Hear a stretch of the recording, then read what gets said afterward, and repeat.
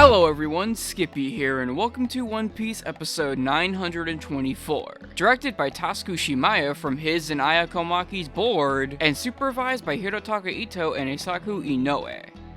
Not only is this an episode that acts as a prelude of sorts for the awesome raid suit action we're about to get, along with the rising action in Act 2, it also marks the first time that former assistant director Tasuku Shimaya is doing a storyboard for the anime, being guided by Ayakomaki's board in the first half, along with it also being the episode supposedly housing the most cuts that animator Tu Yong-ce has ever animated for the show. With two very strong supervisors in form of One Piece alumni Eisaku Inoue and relative newcomer Hirotaka Ito on board as well, and the fact that the extra 2 weeks provided by the breaks likely helped a lot in terms of polishing it all up, episode 924 should be a nice treat overall. So will 924 cap off Big Mom's intro into Wano successfully, while also starting Sanji's shining moment off on the right foot? Well, let's walk the dinosaur and find out.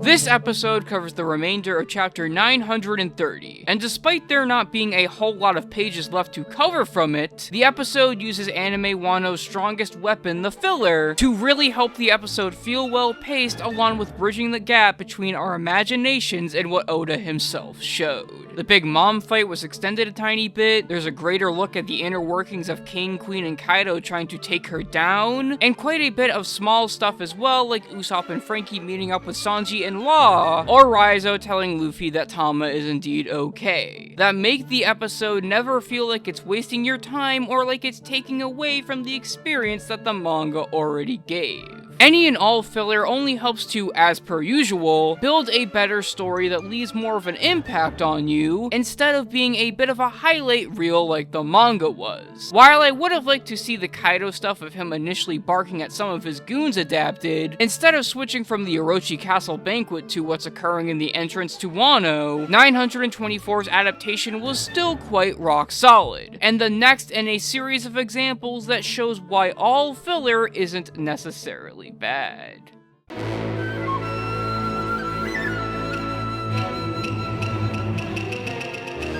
The first half's board from co-series director Ayakomaki is every bit as solid as we've come to expect from her, with amazing depth of field and creative and seamless transitions, standing right alongside her fantastic sense of scale and knowledge on how to make a character's name card really pop, along with her ever so solid character expressions that are so very One Piece-y. And surprisingly enough, Tasuku Shimaya brings her board to life on screen almost flawlessly, with effective setting of atmosphere in scenes like the start of page 1's Rampage, and great music and compositing choices, leading into his own section of the storyboard in the second half, which is certainly nowhere near touching the level of quality that Komaki's half exudes, but it is actually quite good for his first ever board on the series. Every shot stands as being well composed with just the right amount of scale, along with him even taking some notes from Komaki by using her several face close-ups and willingness to always add and sell comedic bits where necessary. Now, when combined together, I definitely think you can see that one half of the board is significantly better than the other, as is to be expected with a co-series director compared to a former assistant director, but Shimaya's second half is very competent regardless of that, and helps make this episode's storyboard one that is overall quite solid, instead of being one of two halves.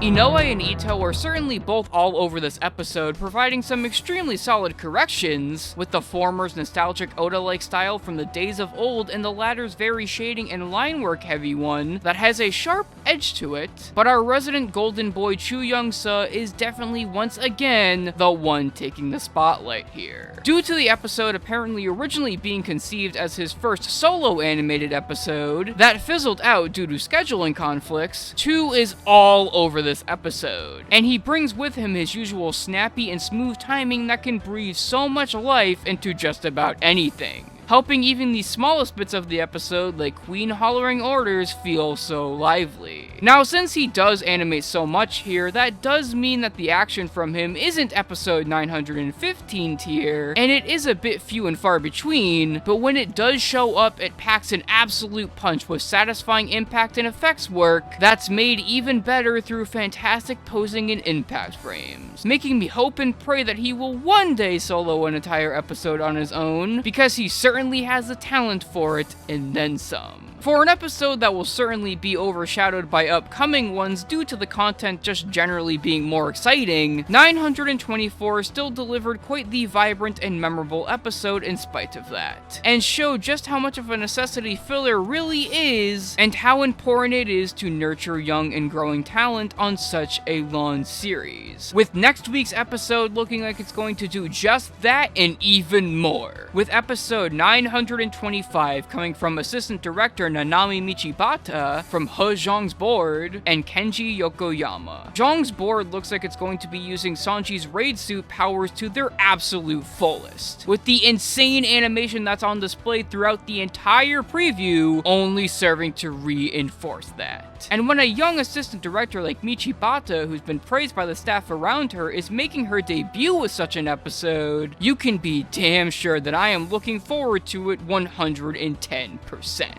Anyways, guys, that's it for now. I'm Skippy, and holy shit, Ishizuka's cut looks so good.